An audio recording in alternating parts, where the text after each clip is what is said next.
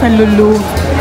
Sobrang dami ngayon ang namimili kasi first day of Ramadan na ngayon dito sa Saudi Arabia, guys. Kaya mag-imbak na sila ng pagkain kasi simula bukas bawal lang bumili ng mga kung ano-ano.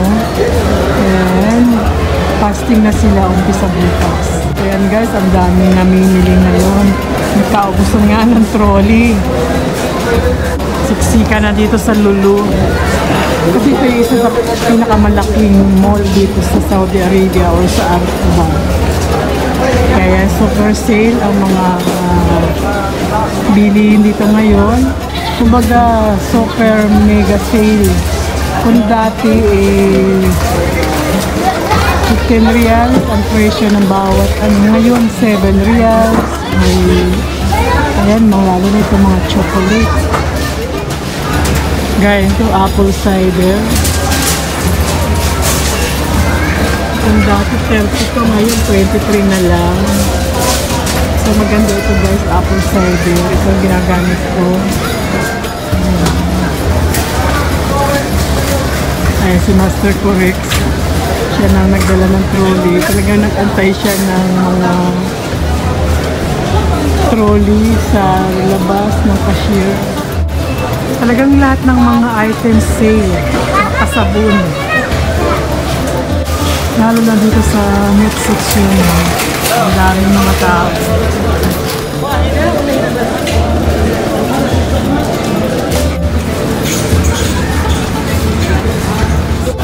So naman yung garlic ko. 250 riyals lang. Kumuha ako ng dalawang pa. Ayan si Master Corex. Pumili na siya ng sweet potato kasi mas maganda itong almusal. Tapos itong mga capsicum, ito talaga yung gusto kong nilalagay sa mga niluluto ko. 12 riyals na lang. Ayan, may 675. Depende. Kung gusto ay halo na or plain na kulay lang. Nakakita ako ng dates. Mura lang siya ngayon. Ito.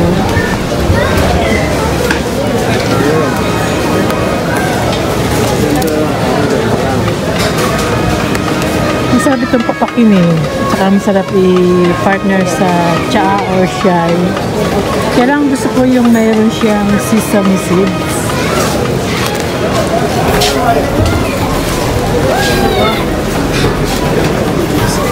Sale siya ngayon.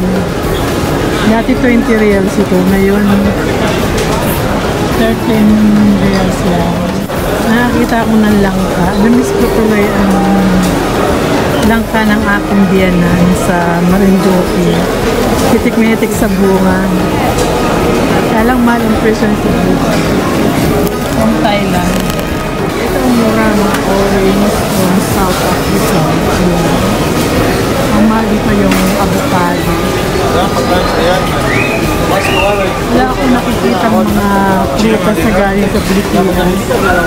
Itong avocado na ito galing Kenya. Ayan, from Egypt, Thailand, Pakistan, ang dami. Ayan, bibili ako nitong kinayod na niyog.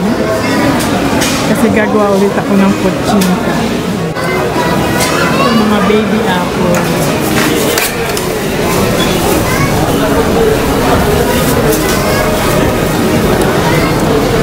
From Italy. From Italy pala itong baby apple. Ito naman, green apple from Ukraine. Ano kanya pala ng ano dito. From Ukraine. Products. Ay sa kabila naman maraming pinya. From Kenya. Yung mga pinya. Kala ko galing sa Pilipinas. Ayun si Master Corex, nakita ko na nakapila pala siya.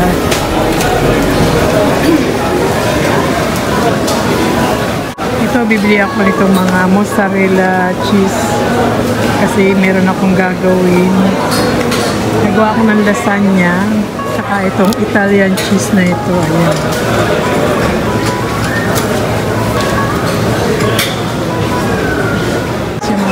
Pagkain ng Saudi. Ayan.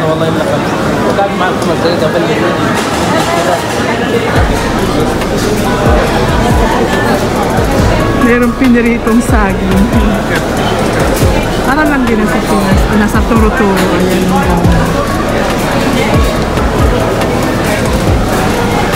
Mga ano ito, merienda. Ito naman, mga Korean foods. Mga sushi. Ito yung pistachio. Para siyang bukhayo. Wala kasi mga nakapangalan. Sister, what is this?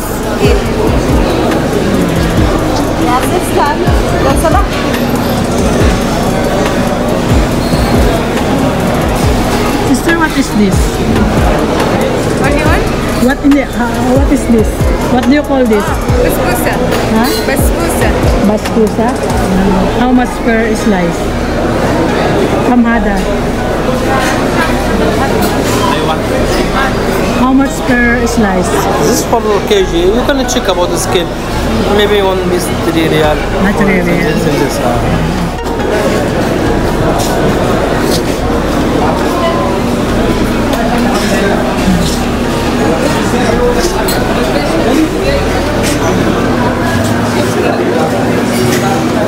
Turkey ham.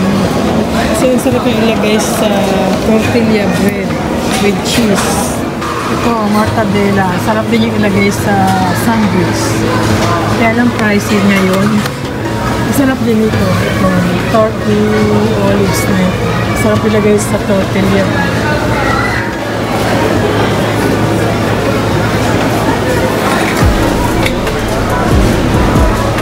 Ito yung mga atsara nila. Ayan.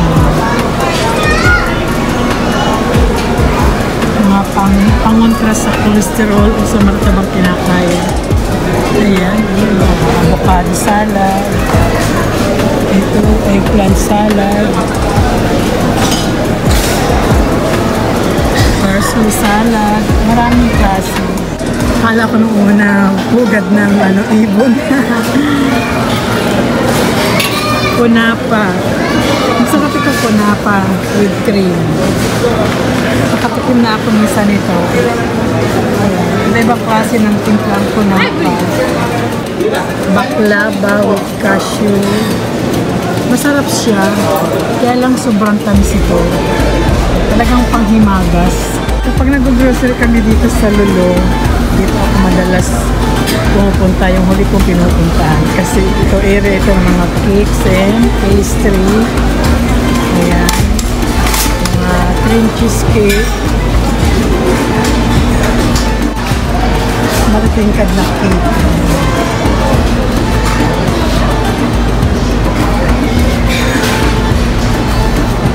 Pag tinatamad ako mag-bake, bumibili lang ako dito per slice kasi may mga slice sila na binibenta. Gaya nito, ayan. Slice na siya. Bumibili rin ako nito. Iniinit ko lang siya sa bahay, sa microwave, para mas masarap siyang kainin. Malamig ngayon, bawal muna ang ice cream. Kasi nagsisale lagi dito ang mga ice cream. So, wala muna ngayong ice cream, sabi ni Master Correct. Kasi inuubo daw siya. Yan guys, pila ang cashier. Ayan o, sobrang dami na ng tao nakapila para magbayad. Hanggang ngayon nakapila pa rin kami guys. Kasi ang daming bumibili. Tsaka talagang Ramadan. Kaya tsaga-tsaga lang kami mag-antay. Siguro pang-walo kami sa pila para makapagbayad. And maginaw dito sa loob ng Lulu. Lalo't nasa ice cream area kami kaya mas lalong guminaw.